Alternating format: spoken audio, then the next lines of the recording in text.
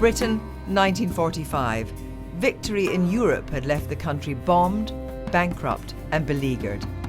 With the task of rebuilding an exhausted nation and repaying billions of dollars to the United States, running an empire was the last thing the new Labour government needed.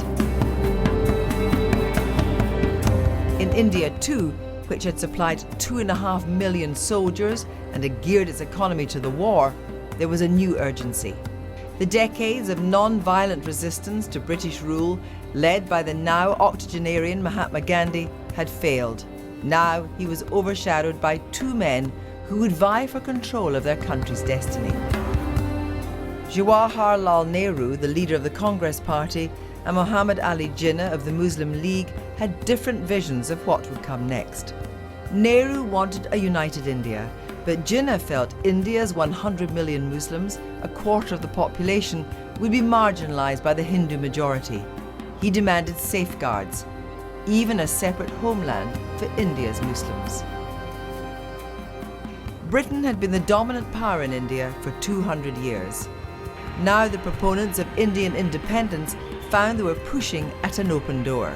In late 1946, the government of Clement Attlee announced Britain's withdrawal from India by June 1948.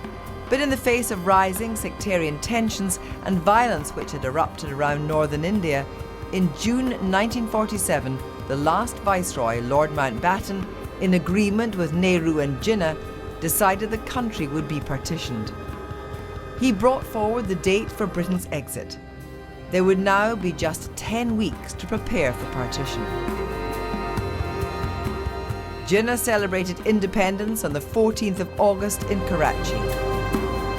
Nehru's dream of a united India had failed. But on August 15th, Independence Day, in Delhi he celebrated long-fought independence from the British. At the stroke of the midnight hour, when the world sleeps, India will awake to life and freedom.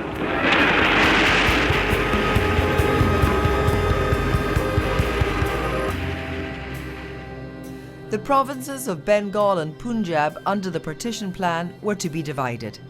For centuries, communities had lived together in relative harmony, making a smooth geographical division near impossible. What followed was mass migration and dreadful violence.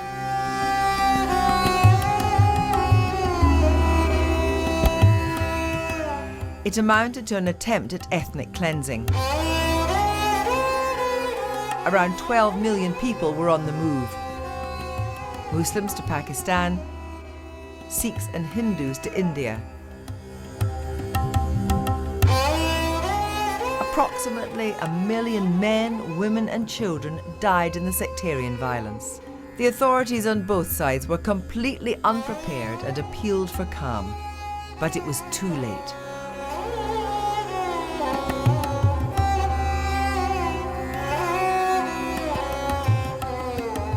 The British relinquished responsibility for the region, leaving India divided, and their leaders trying to get a grip on the bloody reality of partition. That division had unforeseen consequences, which still shape the Indian subcontinent today.